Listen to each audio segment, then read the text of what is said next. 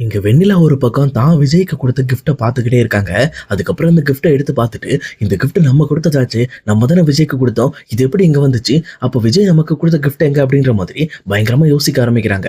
அதே நேரத்துல விஜயுமே அங்கிருந்து வெளியில கிளம்ப முன்னாடி கரெக்ட்டா அங்க வெண்ணிலா நிக்கிற பொசிஷன பார்த்துட்டு, "என்னாச்சு? அவ ரொம்ப குழப்பத்தோட இருக்கா. என்ன குழப்பமா இருக்கும்?" அப்படின்ற மாரி அவகிட்ட போயிட்டு, "என்னாச்சு வெண்ணிலா? ஏன் இங்க நிக்கிற?" அப்படின்ற மாரி கேட்கறாங்க. அப்ப வெண்ணிலாவும் இருந்துகிட்டு, "இங்க பாருங்க விஜய், இந்த கிஃப்ட் நான் தானே உங்களுக்கு குடுத்தேன். இந்த கிஃப்ட் இங்க இருக்கு. நீங்க எனக்கு குடுத்த கிஃப்ட் எல்லாம் எங்க இருக்கு? என் திங்ஸ் எல்லாம் எங்க?" அப்படின்ற மாரி கேட்கறாங்க. அப்ப இந்த பக்கம் விஜயுமே, "இங்க பாரு வெண்ணிலா, அது நீ தான் சொல்லணும். அது எங்க இருக்கு நீ தான் யோசிச்சு சொல்லணும்." அப்படின்ற மாரி சொல்றாங்க. இத கேட்டோனே இங்க வெண்ணிலாவுமே பயங்கரமா திங்க் பண்ண ஆரம்பிக்கிறாங்க. அப்ப விஜயுமே, "உன் அப்பா அம்மாலாம் எங்க இருக்காங்க? அத பத்திலாம் கொஞ்சம் யோசி." அப்படின்ற மாரி இங்க வெண்ணிலாவ மறுபடியுமே தூண்டி விட்டுட்டு இருக்காங்க. அப்ப வெண்ணிலாவும் ரொம்பவே யோசிக்க ஆரம்பிச்சதுனால, அப்படி டக்குன்னு அவங்க அன்கான்ஷியஸ் ஆக ஆரம்பிக்கிறாங்க. இத பார்த்துட்டு இருக்க விஜயுமே டக்குன்னு வெண்ணிலாவ புடிச்சுட்டு, "நர்ஸ் கொஞ்சம் சீக்கிரம் வாங்க." அப்படின்ற மாரி நர்ஸ கூப்பிடுறாங்க. அப்ப நர்ஸுமே அங்க வந்ததுக்கப்புறம், "எங்க நர்ஸ் போனீங்க? இந்த மாரி எதுக்காக விட்டுட்டு போனீங்க?" அப்படின்ற மாரி கேட்கறாங்க. உடனே அவங்களும், "சார் இப்பதான் சார் நான் விட்டுட்டு போனேன். நான் மொபைல் எடுக்க தான் போனேன்." அப்படின்ற மாரி இந்த பக்கம் விஜய் கிட்ட சொல்றாங்க. உடனே விஜயுமே, "சரி வெண்ணிலாவ ரூம்ல கூட்டு போய் ரெஸ்ட் எடுக்க வைங்க." அப்படின்ற மாரி வெண்ணிலாவ ரூம் அனுப்பிச்சு வைக்கிறாங்க. அதே நேரத்துல தாத்தாவுமே இங்க விஜய் பண்ண விஷயம் எல்லாத்தையுமே கவனிச்சுட்டு, "என்னாச்சு விஜய்? ஏதாவது பிரச்சனையா?" அப்படின்ற மாரி கேட்கறாங்க. அப்பதான் விஜயுமே இந்த பக்கம் வந்து தாத்தா கிட்ட, "வெண்ணிலாவுக்கு பழைய ஞாபகங்கள்லாம் வர ஆரம்பிக்குது தாத்தா. அதனால தான் அவ என்கிட்ட வந்து அவ கொடுத்த கிஃப்ட்ட பத்தி பேசிட்டு இருக்கா." அப்படின்ற மாரி சொல்றாங்க. அப்ப தாத்தாவுமே நல்லவா யோசிச்சு பார்த்துட்டு, "இங்க பாரு விஜய், சப்போஸ் வெண்ணிலாக்கு எல்லாமே சரியானதுக்கு அப்புறம் நீ என்ன பண்ணலாம்னு முடிவு பண்ணியிருக்க?" அப்படின்ற மாரி கேட்கறாங்க. அப்ப கரெக்ட்டா இந்த பக்கம் விஜயுமே, "இல்ல தாத்தா, வெண்ணிலா சரியானதுக்கு அப்புறம் நான் முதல்ல சொல்லப் போறது எனக்கும் காவேரிக்கு கல்யாணம் ஆயிடுச்சு. நாங்க 2 பேரும் ஆல்ரெடி ஹஸ்பண்ட் அண்ட் ஒய்ஃப் அப்படிங்கிற விஷயத்த தான் சொல்லணும். அதுக்கப்புறம் அவளுக்கு ஒரு நல்ல வாழ்க்கைய அமைச்சு கொடுக்கணும். அப்படி அவ எதுக்குமே சரிப்பட்டு வரல அப்படின்னா, அவளோட மாமா ஒருத்தர் எங்கேயோ இருக்காங்க அப்படிங்கிற மாரி நான் விசாரிச்சுக்கிட்டு இருக்கேன். அவங்கள பத்தி டீட்டெயில் தெரிஞ்சுக்கிட்டு, அதுக்கப்புறம் வெண்ணிலாவ அவங்க கிட்ட அனுப்பிச்சு வச்சுட்டு, அவங்களுக்கு தேவையான ஃபினான்சியல் சப்போர்ட் எல்லாத்தையுமே நம்ம பண்ணி குடுத்துறணும். அதுக்கப்புறம் வெண்ணிலா என் வாழ்க்கைக்குள்ள வரமாட்டா. நானும் அவள பத்தி யோசிக்க தேவைப்படாது." அப்படின்ற மாரி இங்க விஜய் ரொம்ப தெளிவா பிளான் பண்ணி சொல்லிக்கிட்டு இருக்காங்க. ஆனா எங்க தாத்தாவுமே, "இங்க பாரு விஜய், நீ சொல்றதெல்லாம் ஓகே தான். பட் அவ அந்த விஷயத்த ஏத்துக்காம இருந்தான்னா தான் கொஞ்சம் பிரச்சனை. அதுக்கு நீ தயாராயிக்க." அப்படின்ற மாதிரி இந்த பக்கம் விஜய்க்கு ஒரு அலர்ட் குடுக்குறாரு. ஏன்னா வெண்ணிலா எப்பவுமே விஜய் இல்லாம இருக்க மாட்டாங்க. ஏன்னா அவங்க பேரண்ட்ஸோட சேர்ந்து இந்த மாரி ஆக்சிடென்ட் ஆகும்போது கூட விஜய் மேல ஃபுல் லவ்வோட தான் இருந்திருக்காங்க. அதனால இப்ப மறுபடியும் அவங்க பழைய ஞாபகங்கள் வந்ததுக்கப்புறம் அவங்க விஜய் விட்டுட்டு போவாங்க அப்படிங்கிறதுக்கு சொல்லப்போனா சாத்தியமே கிடையாது. ஆனா அந்த விஷயத்த யோசிச்சு பார்த்து தான் தாத்தாவுமே எங்க விஜய் கிட்ட கொஞ்சம் எச்சரிக்கையா இருக்க சொல்றாங்க. உடனே விஜயுமே, "சரி தாத்தா நான் பார்த்துக்கிறேன்." அப்படின்ற மாரி சொல்லிட்டு அவருமே குமரனோட கான்செப்ட்க்கு கிளம்பி போறாங்க. அதே நேரம் குமரனுமே இந்த பக்கம் கான்செப்ட்லாம் பக்காவா நடிச்சுக்கிட்டு இருக்காங்க.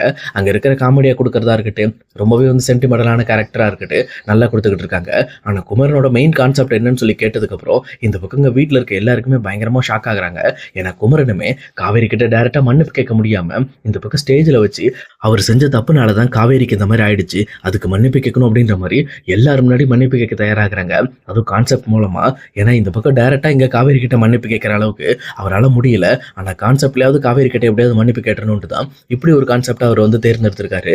அதே நேரம் இப்படிப்பட்ட ஒரு கான்செப்ட் தான் பண்ண போறேன் அப்படின்னு சொல்லி எல்லாருக்கும் சொன்ன உடனே, அத கேட்ட உடனே இந்த பக்கம் வந்து குமரன் வீட்ல இருக்க எல்லாருக்குமே என்ன பண்றதுன்னே தெரியல. ஏன்னா இங்க குமரனுமே இப்படிப்பட்ட ஒரு முடிவு எடுப்பாருன்னு யாருமே யோசிக்கவே இல்ல.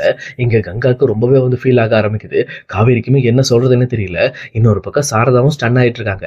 அதே நேரம் இன்னொரு சைட்ல இந்த பக்கம் விஜயுமே அந்த கான்செப்ட்ட பார்த்துட்டு இருக்கும்போது, நம்ம விளையாட்டா பண்ண ஒரு விஷயம் இந்த பக்கம் அவங்க குடும்பத்துல ஒரு பெரிய பாதிப்பை ஏற்படுத்தியிருக்கு அப்படின்னு சொல்லிட்டு விஜயுமே ரொம்பவே தெளிவா புரிஞ்சுக்கிறாரு. அப்ப கரெக்ட்டா குமரனையுமே அந்த கான்செப்ட்ட நடிக்க சொல்றாங்க. அப்ப குமரனும் அந்த கான்செப்ட்ட பேச ஆரம்பிக்கிறாரு. அவருமே தான் பணத்த தொலைச்சதுல இருந்து ஆரம்பிக்கிறாரு. "இந்த மாரி நான் தெரியாம பணத்த தொலைச்சுட்டேன். ஆனா அப்படி நடந்த ஒரு விஷயத்தினால இன்னைக்கு உன்னோட வாழ்க்கை இப்படி கேள்விக்குறி ஆயிடுச்சு. நீ இந்த மாரி நம்ம வீட்டோட கஷ்டத்த தீர்க்கிறதுக்காக நீ எதுக்காக இப்படி ஒரு காரியத்த நீ முடிவெடுத்த? சொல்லப்போனா நீ எடுத்த முடிவுனால இப்போ உன் வாழ்க்கை கேள்விக்குறி ஆயிடுச்சு. இதுக்கான முக்கியமான காரணமே நான் தானே. நான் பண்ண தப்பு தானே. என்னோட வேலைக்காகாத தனத்தினால தான் இப்படி உன் வாழ்க்கைய நான் தொலைச்சுட்டேன்." அப்படின்ற மாதிரி இந்த பக்கம் குமரன் ரொம்பவே கதறி கதறி மன்னிப்பு கேட்கிறாரு. அதே நேரத்துல பயங்கரமா ஃபீல் பண்ணி அழவும் ஆரம்பிக்கிறாரு. சொல்லப்போனா இவரு இங்க ஆக்டிங் பண்ணல. அவர் மனசுல இருக்க விஷயத்த வெளிப்படுத்திக்கிட்டு இருக்காரு. இங்க காவேரியோட வாழ்க்கை இங்க வீணா போனதுக்கான காரணமே நான் தான் அப்படின்ற மாதிரி அவருமே வந்து தன்னை தானே வந்து குற்றம் சொல்லிக்கிட்டு அவருமே வந்து ரொம்பவே ஃபீல் பண்ணி அழ ஆரம்பிக்கிறாரு. ஆனா இத பார்த்துட்டு இருக்க எல்லாருக்குமே என்னையா அது? என்னையா இப்படி நடிக்கிறான்? அப்படின்ற மாதிரி பயங்கரமா ஷாக் ஆகுறாங்க. அதே நேரம் ஜட்ஜ் எல்லாருமே எந்திரிச்சு நின்னு இந்த பக்கம் குமரனுக்காக கை தட்ட ஆரம்பிக்கிறாங்க. ஆனா குமரனுமே இந்த பக்கம் அவங்க எல்லாருமே பார்க்கறத விட்டுட்டு டைரக்ட்டா காவேரிய பார்த்து இங்க கையெடுத்து கும்பிட்டு, "என்ன மன்னிச்சிரு. உன் லைஃப் வீணா போனதுக்கு காரணம் நான் தான்." அப்படின்ற மாதிரி பயங்கரமா வந்து ஃபீல் பண்ணி மன்னிப்பு கேட்கறாங்க.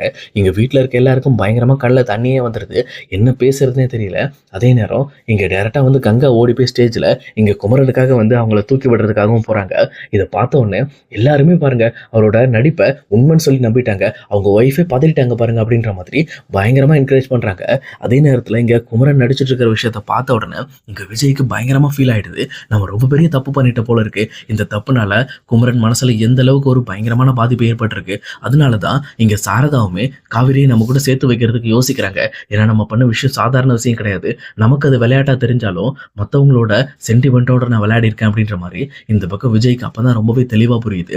அவருமே அவர் பண்ண விஷயத்தை நினைச்சு பயங்கரமா ஃபீல் பண்ண ஆரம்பிக்கிறாரு. நான் பண்ணதுனால தானே இப்படி இந்த குடும்பத்துக்கு இவ்வளவு பெரிய கஷ்டம். நான் விளையாட்டா என்னோட சூழ்நிலையை காப்பாத்திக்கிறதுக்காக காவேரி அக்ரிமெண்ட் மேரேஜ் பண்ணேன். ஆனா நான் பண்ண அக்ரிமெண்ட் மேரேஜ்னால எத்தனை பேர் பாதிக்கப்பட்டிருக்காங்க, எந்த அளவுக்கு பெரிய பிரச்சனையா இருக்கு அப்படின்னு சொல்லி அவருமே வந்து என்ன பண்றதே தெரியாம ஸ்டன்னாகி இங்க குமரனையே பார்த்துக்கிட்டு இருக்காரு. அங்க குமரனுமே அந்த கான்செப்டை பேசி முடிச்சதுக்கு அப்புறம் அங்க ஆடிஷனுக்கு வந்திருந்த எல்லாருமே இங்க குமரனுக்காக பயங்கரமா ஆட்ஸ்அப் பண்றாங்க.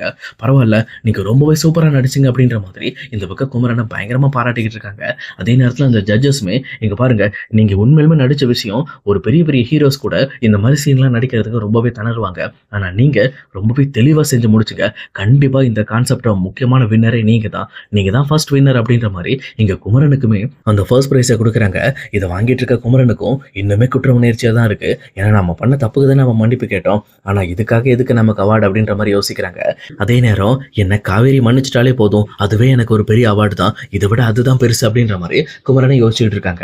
அதுக்கப்புறம் கான்செப்ட்லாம் முடிஞ்சதுக்கு அப்புறம் இங்க கீழே வந்த உடனே காவேரியுமே ஏன் மாமா இப்படி பண்ணீங்க, சொல்ல போனா நான் உங்க மேல எந்த ஒரு கோபத்திலையும் கிடையாது, நீங்க பண்ண விஷயத்தினால நான் இப்படி ஒரு முடிவு எடுக்கல, நான் அப்போதைக்கு என்னோட தங்கச்சியை காப்பாத்துறதுக்காக தான் இப்படி ஒரு முடிவெடுத்தேன் அப்படின்ற மாதிரி குமரன்ட்ட பேசுறாங்க. ஆனா குமரனுமே இல்ல காவேரி, நீ இப்படி ஒரு முடிவெடுத்துக்கான முக்கியமான காரணமே நான் தானே. ஏன்னா அந்த பணத்தை மட்டும் நான் தொலைக்காம இருந்ததுன்னா கண்டிப்பா நம்ம வீட்டுல இவ்வளவு பெரிய பிரச்சனை வந்திருக்காது இல்ல, நீயும் உனக்கு பிடிச்ச வாழ்க்கையை வாழ்ந்திருப்ப, நீ பாதியிலே திரும்பி வரணும்ன்ற அவசியம் இருந்திருக்காது இல்ல அப்படின்ற மாதிரி இங்க குமரனு கேட்டுட்டு இருக்காங்க. அதே நேரத்துல அங்க எல்லாரும் கிளம்புனதுக்கு அப்புறம் கரெக்டா குமரனை பாக்குறதுக்காக இங்க விஜயமா வராங்க. ஆனா விஜயை பார்த்தோன்னே இங்க சாரதாவுக்கு பயங்கரமா கடுப்பாகுது. இவன் எதுக்கு மறுபடியும் இங்கே வந்திருக்கான் அப்படின்ற மாதிரி கோவப்பட ஆரம்பிக்கிறாங்க.